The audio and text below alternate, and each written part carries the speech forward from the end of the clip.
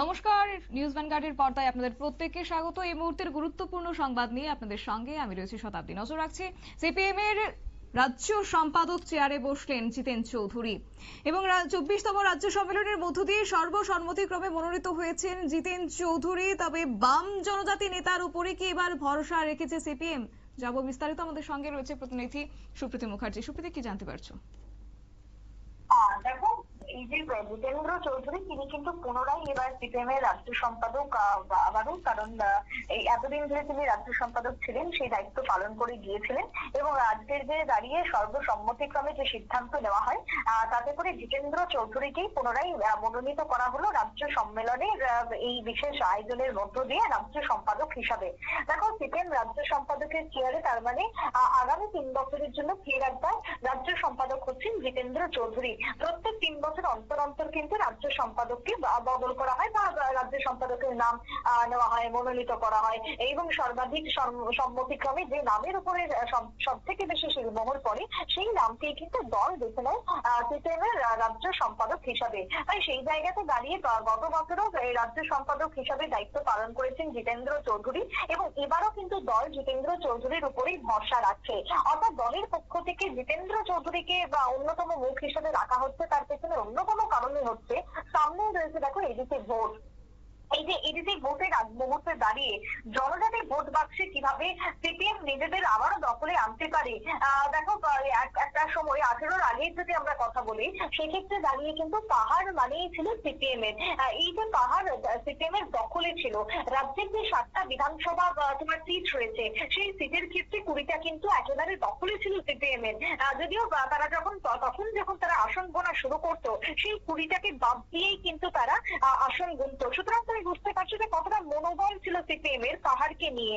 কিন্তু ধীরে ধীরে সময় যত এগিয়েছে, যতই তোমার রাজ্যে গেরুয়া ঝড় উঠেছে, ততই কিন্তু সিপিএম এর যে তোমার চেনা যে ঘর ছিল সেটা কিন্তু ধীরে ধীরে ফিকে হতে শুরু করেছে। সুতরাং সিপিএম এর ঘর যে ভেঙেছে পাহাড়ে, এবং পাহাড়ে যে বর্তমানে একটা একটা করে একেবারে শূন্যের কোথায় নেমে এসেছে এই দল, সেই দলের ক্ষেত্রে কিন্তু আবারও তারা জোর দিতে চাইছে পাহাড়ে। কারণ পাহাড় থেকেই কিন্তু তারা আবারও যদি মনে করে রাজ্যে ফেরার যদি একটুও তারা স্বপ্ন দেখে থাকে, তাহলে কিন্তু তারা জানে যে আগে পাহাড়কে দখল করতে হবে। সুতরাং সেই দিক থেকে দাঁড়িয়ে পাহাড় দখলের চেষ্টায় এই মুহূর্তে মরিয়া রয়েছে এক প্রকার বামেরা।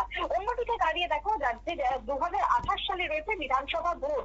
এই যে 28-এর নির্বাচন, তার আগে পাহাড়ের রাজ্যে এডিসি ভোটের দিন যে কোনো মুহূর্তে রাজ্যে ঘোষণা হয়ে যেতে পারে। সুতরাং তার আগে এই যে জিতেন্দ্র চৌধুরী মানেও কিন্তু সেই একটা জনজাতি মুখী, তাই সেই জনজাতি মুখের উপরই কিন্তু অধিক পরিমাণে ভরসা রয়েছে দলের। দেখো, গত 29 তারিখ থেকে দলের এই যে 24তম রাজ্য সম্মেলন শুরু হয়েছিল, সেই রাজ্য সম্মেলনকে কেন্দ্র করে কিন্তু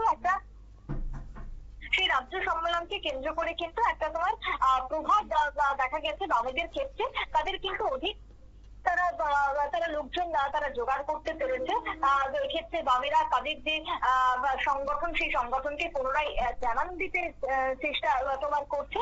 তাই সেই দিক থেকে দাঁড়িয়ে তোমার এই যে 3 দিন ব্যাপী সম্মেলন, সেখানে কিন্তু সর্বভারতীয় নেতৃত্বরা পর্যন্ত রাজ্যে এসেছেন। যার মধ্যে তোমার দেখো, সর্বভারতীয় নেতৃত্বের মধ্যে তোমার সীতারাম ইয়েচুরি থেকে শুরু করে তোমার রবীন্দ্র ধর থেকে শুরু করে রাজ্যের প্রাক্তন মুখ্যমন্ত্রী পলিট ব্যুরো সদস্য থেকে শুরু করে, মানে বামেদের সমস্ত রাজ্য এবং কেন্দ্রীয় স্তরের নেতারা যেরকম ভাবে ছিলেন, তার সাথে গোটা রাজ্যের বিভিন্ন জেলা মহকুমা থেকে পর্যন্ত সাধারণ জনগণ কিন্তু এসে উপস্থিত হয়েছে। সুতরাং এই যে সিপিএম এর সম্মেলন ছিল 3 দিন ধরে, যার মধ্যে একদিন জনসভা, বাকি 2 দিন টাউন হলে তাদের নিজস্ব সম্মেলন, তাদের দল নিয়ে কার্যক্রম, দল নিয়ে কথাবার্তা, সবটাই কিন্তু তাদের একটু করে তারা আবারও তাদের অস্তিত্ব জানান দেওয়ার চেষ্টা করছে। তাই এই অস্তিত্ব জানান দেওয়ার যখন মুহূর্ত এসেছে, তখন পাহাড়কে তারা ফের একবার ঘাঁটি করার চেষ্টা করছে, পাহাড়ের মাটি ফের একবার পুনরুদ্ধারের চেষ্টাতে লিপ্ত রয়েছে। তাই সেক্ষেত্রে দাঁড়িয়ে তাদের ভরসা হচ্ছে এই মুহূর্তে জনজাতি মুখ। দেখো, এই মুহূর্তে বামেদের যদি রাজ্যের নেতাদের কথা বলো, তাহলে কিন্তু হাতে গোনা কয়েকজনই রয়েছে। নব প্রজন্ম কিন্তু এখনো সেইভাবে তাদের ভুল ফোটাতে পারেনি রাজনৈতিক ময়দানে। এখনো পর্যন্ত যে সমস্ত তোমার নেতৃত্বরা রয়েছেন, তাদের মধ্যে কিন্তু এখনো সেই বয়স্ক বা ধরো সেই বামেদের যেটা জামানা, যেটা পশ্চিমবঙ্গ হোক বা ত্রিপুরা হোক, সকলেই কিন্তু তারা কিন্তু রীতিমতো রাজনৈতিক ক্ষেত্রে যথেষ্ট তাদের বয়স বেড়েছে। কিন্তু সেই বয়স বাড়লো তাদের উপরে কিন্তু দল এখনো অব্দি ভরসা করছে। যদিও যুব বা নতুন প্রজন্ম কিন্তু একেবারেই সেভাবে তাদের মুখ কিন্তু নেই। তাই পশ্চিমবঙ্গের মুখ্যমন্ত্রী দুটো রাজ্যেই একই ছবি ধরা পড়ছে। সেদিন থেকে দাঁড়িয়ে দল এখন যেভাবে তাদের পুরনোকেই আঁকড়ে ধরছে, সেক্ষেত্রে তাদের পুরনোদের মধ্যে মুখ কিন্তু এখন অন্যতম এই জিতেন্দ্র চৌধুরী। তাই জিতেন্দ্র চৌধুরীকে সামনে রেখেই তারা যে আগামী নির্বাচন এবং তার আগে ভিলেজ কমিটি নির্বাচনে যে তারা খেলতে চাইছে বা তারা যে পুনরায় রাজনৈতিক ময়দানে নিজেদের জমি শক্ত করতে চাইছে, তাই সেক্ষেত্রে কিন্তু বলার আর কোনো জায়গা নেই। তাই সেক্ষেত্রে তাদের এই মুখ এবং তাদের ভরসার কিন্তু অন্যতম জায়গা জিতেন্দ্র চৌধুরী। অন্যদিকে দাঁড়িয়ে এই 3 দিনের সম্মেলনে কিন্তু সে কথাই আজকে আবারও পরিষ্কার হয়ে গেল। জিতেন্দ্র চৌধুরী আবারও পুনরায় পরবর্তী 3 বছরের জন্য রাজ্য সম্পাদকের দায়িত্ব পালন করছেন, সেটা কিন্তু এক প্রকার নিশ্চিত। শতাব্দী, ধন্যবাদ।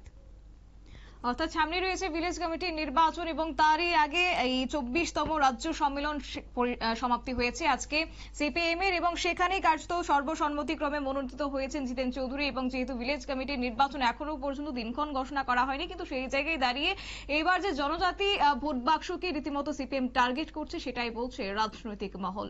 নিয়ে নিচ্ছে ছোট্ট একটি বিজ্ঞাপন বিরতির সঙ্গে থাকুন।